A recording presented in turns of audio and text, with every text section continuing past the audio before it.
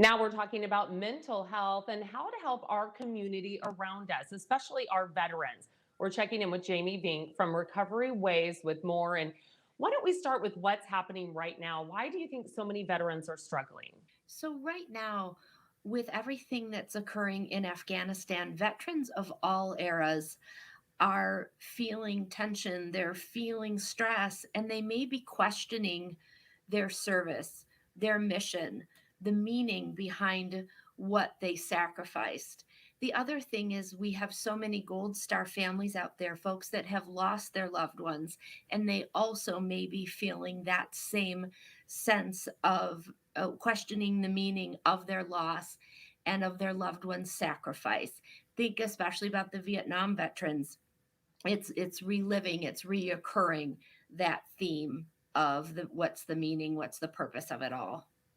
This is happening to many veterans. hmm It is. If we think about trauma, and trauma is something that it's not what's wrong with us, it's what happened to us when we have PTSD.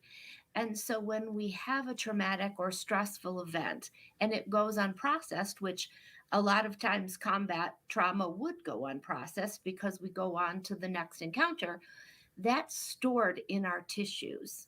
And we can carry that trauma with us for years.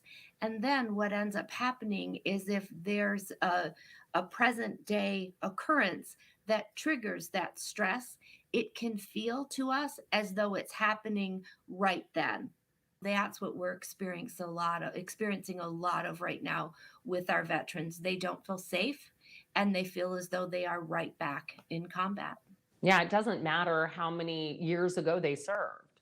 We really have cause for concern when we're seeing our loved ones go to negative behaviors, such as they're binge watching the news. We see that they are drinking more than they usually do, that they've turned to recreational drugs. Any behaviors that we see that are cause for concern, please jump into action. And how can we be supportive? The first thing that we can do for our veterans is to be understanding, be compassionate, and be patient. And to remind them gently, if appropriate and when appropriate, that serving our country is noble and it's honorable.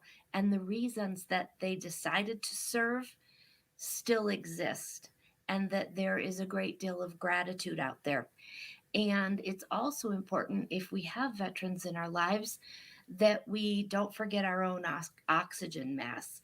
It can be stressful to live with someone that is experiencing so many negative emotions and that are re-traumatized.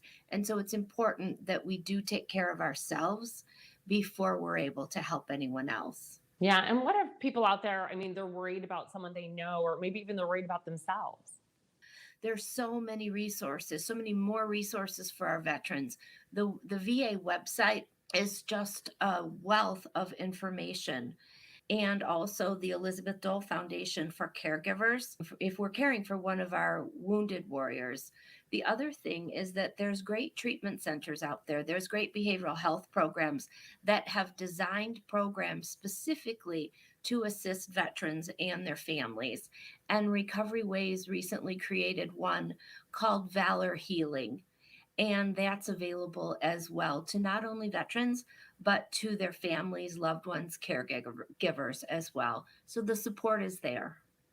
All right. Well, thank you so much for sharing that with us today. And everyone, if you do need help or want information, you can go to recoveryways.com/healingvalor.